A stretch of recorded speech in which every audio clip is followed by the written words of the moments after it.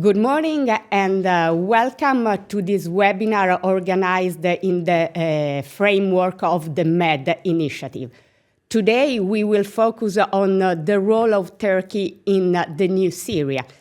Indeed, after the fall of the Assad regime, Turkey has emerged as a prominent player in the post-Assad Syria.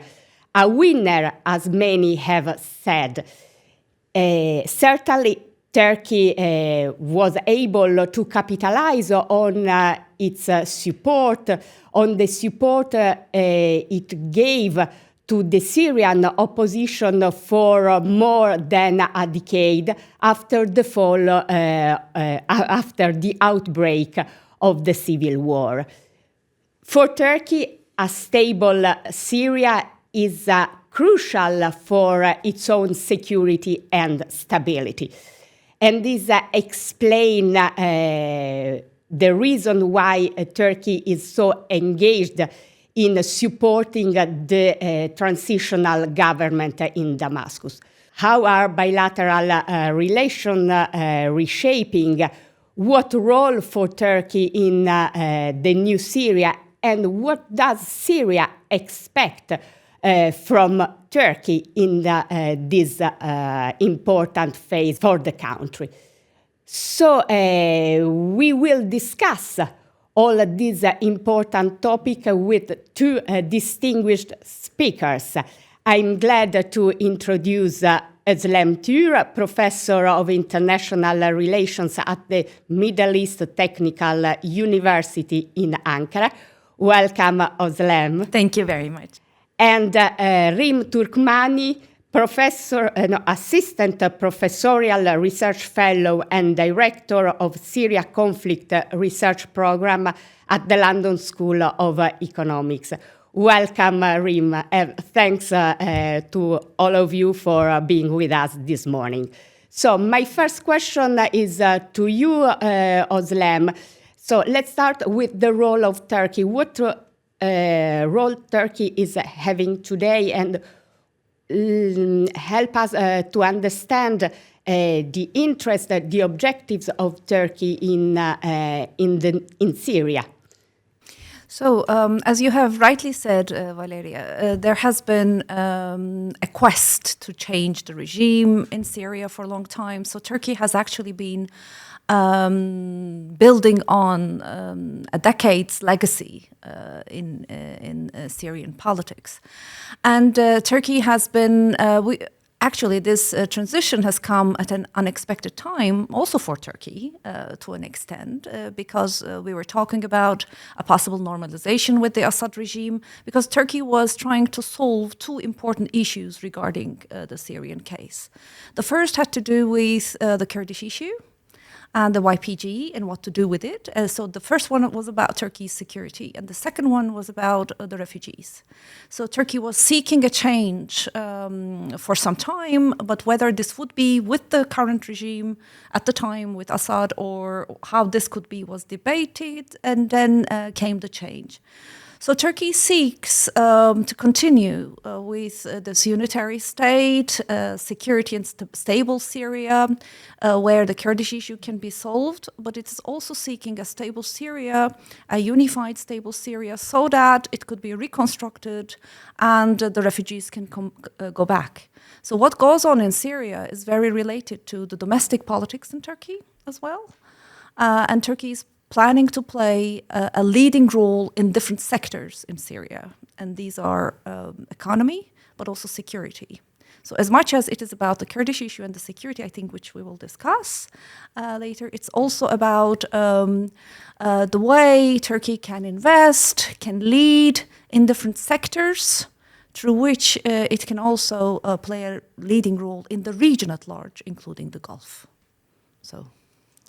Thanks, very, very clear. And we will go in depth later on to some issues that you mentioned.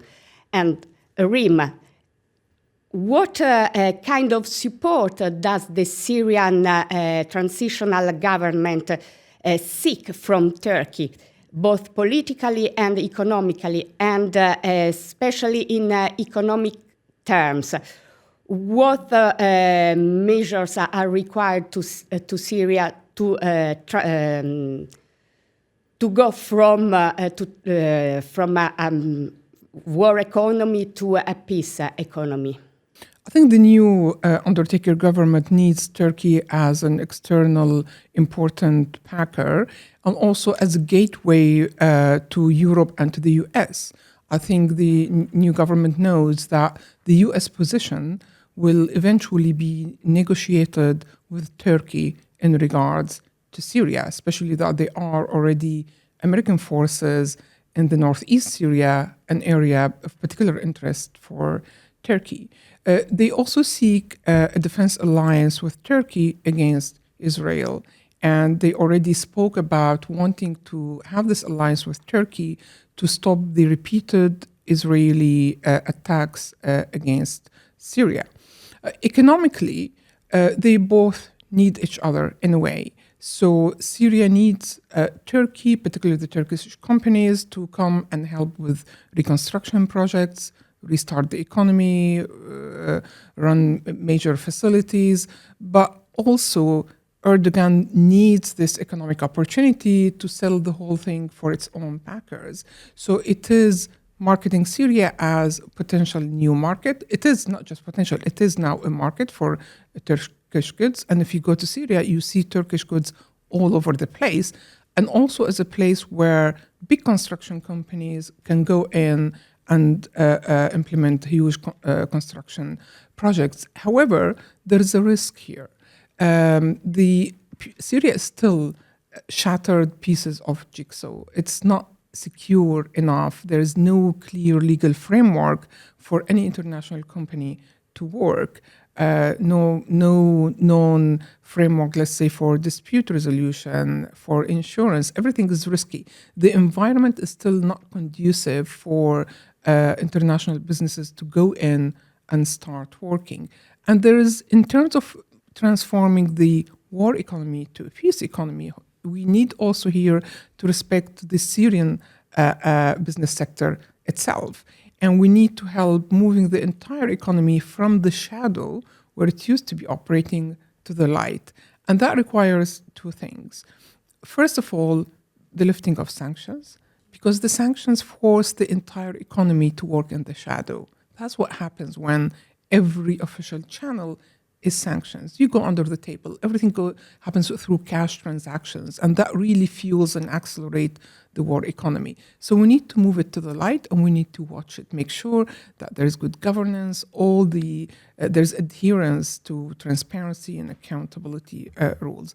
The second thing, all these talks about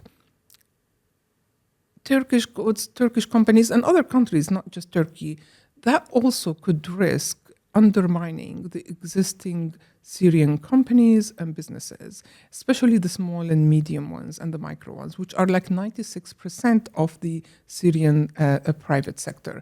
That sector is key to ensure that the economy is a peace economy that works for the sake of the people. When the market is opened without any regulations, without any protection for existing businesses, they're all closing down. And the economy is moving, therefore, from a productive economy to a more rentier-based economy. And a rentier-based economy means a more autocratic state. Thank you, Rima. Very clear. And we see that the new Syria is facing enormous challenges. But there are important opportunities at this stage. Eslem, you mentioned before the Kurdish issue. This is a very important and sensitive issue in Turkey and also in bilateral relations with Syria. And in your opinion, how the opening the recent opening in Turkey towards PKK and the following development have affected or will affect the relations between Syrian Kurds, SDF, and the the central government in Damascus. It was really an interesting development with the PKK and PKK's a call to PKK to leave its weapons and dissolve itself. And it was also important that this call was made by the head of Turkish National Action Party, Bahçeli, and that it was received positively. We see that this development has a lot to do with what was going on in Syria. And this is why I wanted to emphasize that what was going on in Syria and Turkey has been very much interrelated and at times, although different, parallel processes to each other.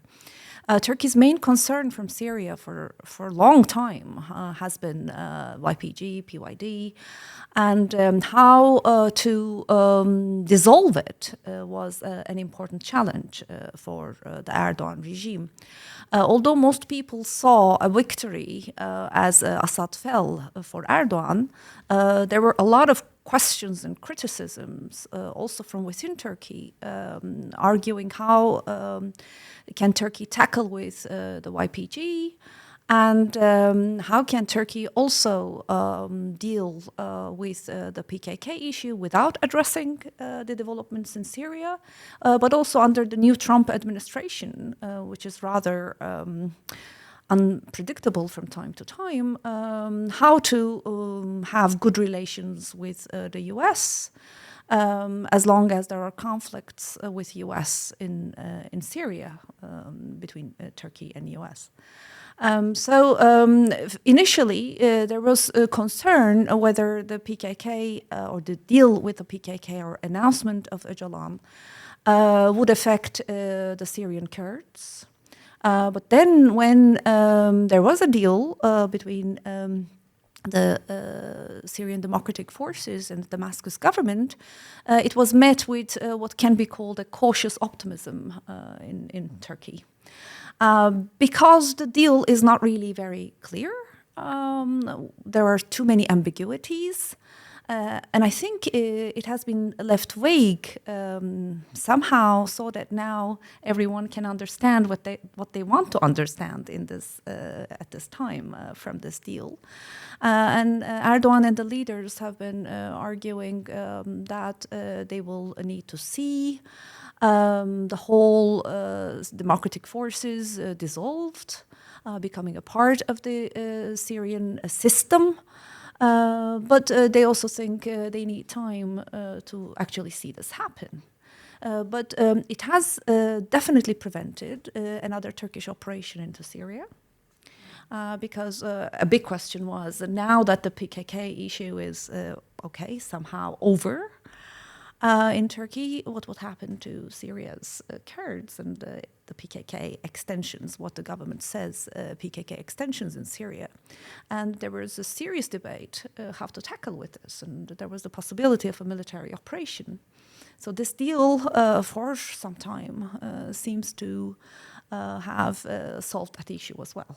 So for now, it is seen as rather a victory for the Turkish government as well, as these processes are seen as related to each other, but they're also separate yet parallel processes.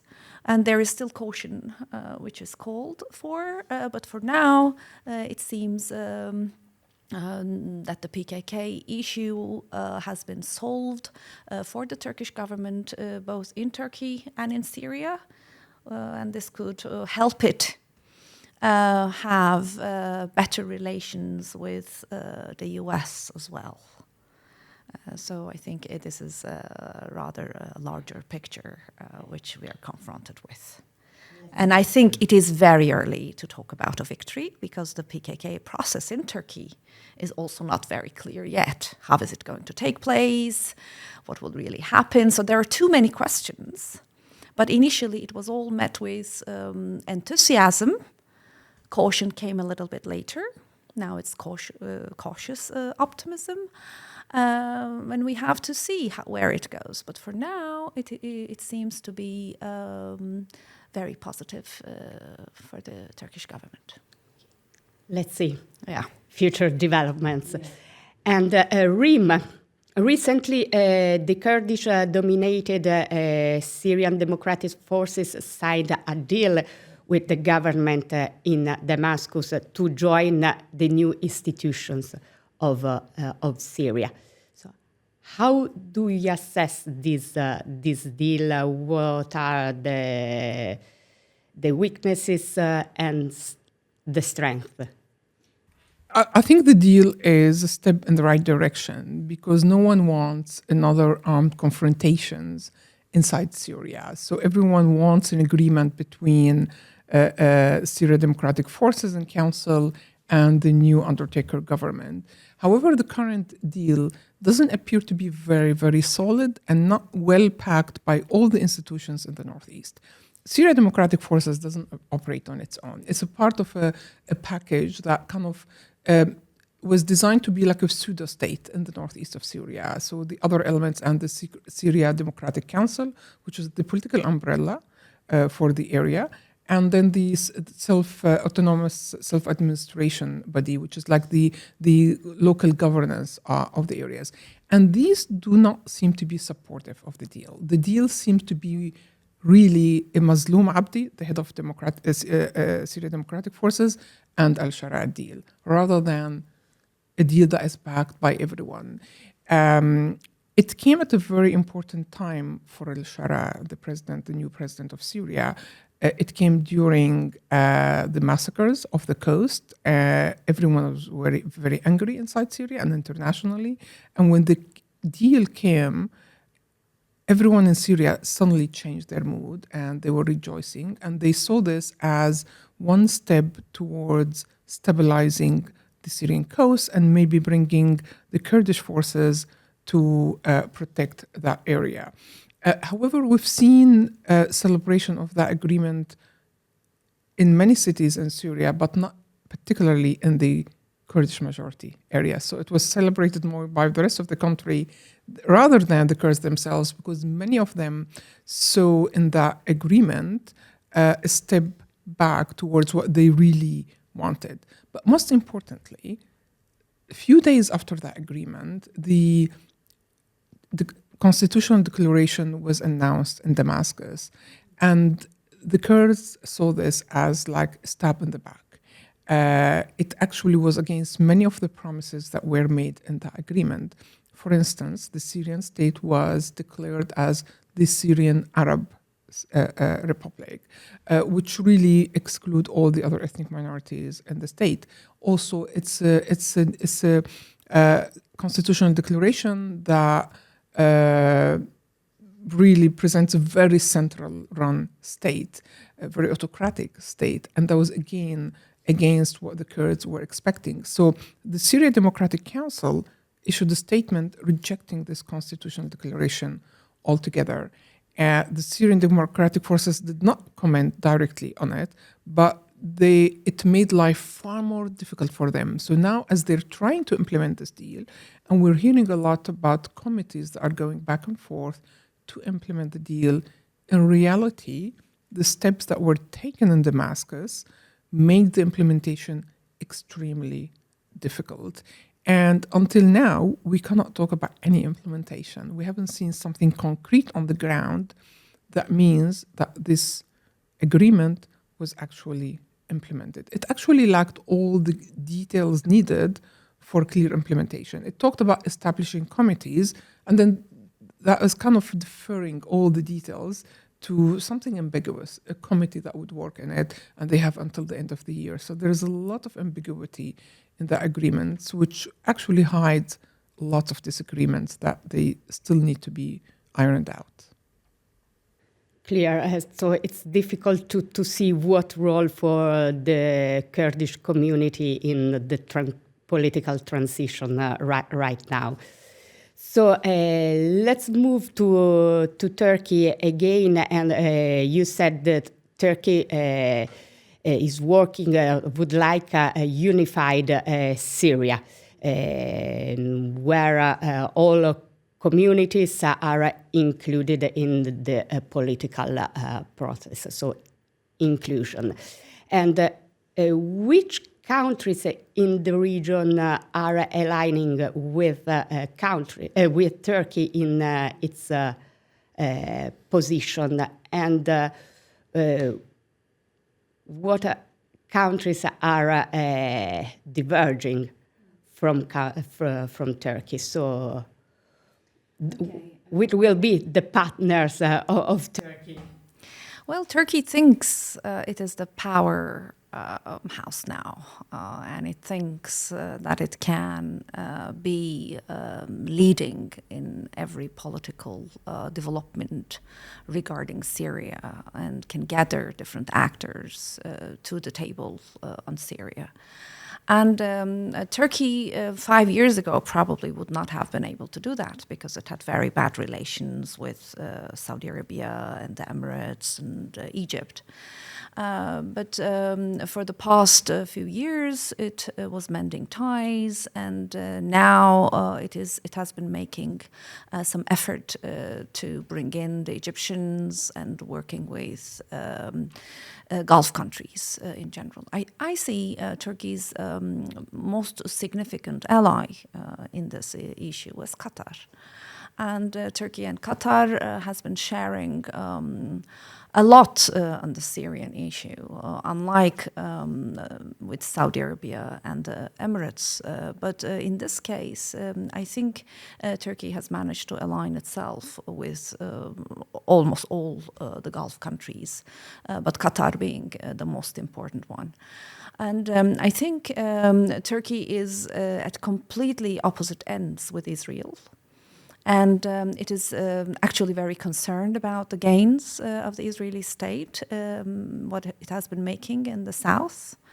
And it is also trying to gather a regional perspective on how to stop Israel in Syria. And it wants to be the powerhouse in doing that. To what extent Turkey can do it is actually the question here, because there are different actors, also Saudis and the Emiratis, having their own vision and own interests and own perspectives on what to do with the regime, and their own also hesitations in how to deal with this regime. So while Turkey is seeing a stable Syria as a gateway to the Gulf, to the region in terms of economy, in terms of politics, and while it's seeing the need to work with these actors on Syria, I guess there must be a cautionary tone here, because those countries have their own concerns, and there are limitations to what kind of a role Turkey can play in every aspect. But Turkey is seeing a lot of opportunities, especially in the constitution making. There is going to be a constitution-making process. There is a debate about it in Turkey as well. So there's parallel processes. Might be interesting to watch in that context. Turkey sees that it can play a very significant role in the security sector. It has been nominating itself to train and equip the Syrian army. And the energy sector and economy. But other states in the region also have stakes in all of these areas. So I think there can be some caution in how much Turkey can do, but it thinks that it can get the Gulf countries and the Arab countries together, can even lead the opinion on Syria among the Arab countries, and can help shape Syria with them, but in a more of a leadership status. And there I think there can be. Thank you, Özlem. So my last question to you, Rim. And does the Syrian leadership expect Turkey to play a role in facilitating dialogue with Washington, and can Ankara advocate for the lifting of international sanctions? Yes, the new Syrian undertaker government does expect Turkey to play that role, especially that Trump already made many statements that kind of say that it's Syria now is Erdogan's game, right? But whether any agreement between Erdogan and Trump is going to work for Syria, that's a question. Of course, they will be looking after the interests of their own states, like anyone, does. It's not exactly unexpected. But if there is a lifting of sanctions, again, the question is this lifting of sanctions going to work for who? So if it's only to work for the interests of big Turkish companies going inside Syria and against the interest of the Syrian businesses, then this is not going to be in the interest of Syria in the long run. There is a very delicate relationship between the new authorities and Turkey. Al-Shara is not exactly a Turkish puppet, as many things. And even Turkey probably think they have more influence than they actually do on Al-Shara. He's trying to play a very delicate game because on the other side, he has other countries, other interests. Some of them are competing against Turkey, and he's trying to balance all of these against each other. He's being pushed in a certain direction as well in the relationship to the treatment of the Kurds in Syria. And in a way, he's trying to resist this and also to balance this with what the Americans are pushing for, which is in a different direction. So it's a very, very complex situation, very delicate balance that he's trying to achieve. And by the look of it, I don't think he's going to be able to achieve that. Turkey still have high expectations. They want a strong role inside Syria. And I don't think Al-Shara can afford to really not have Ankara behind it all the time. It remains a very important ally, a neighboring state, and the Syrian economy does depend until now on the Turkish one, especially in the northeast of Syria.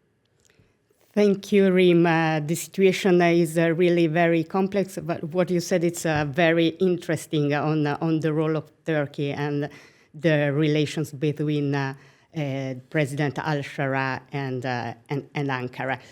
So thank you so much to you for helping us to understand better the complex picture of the new Syria that is still facing enormous challenges.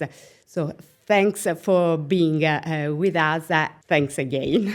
Thank you. Thank you for having us.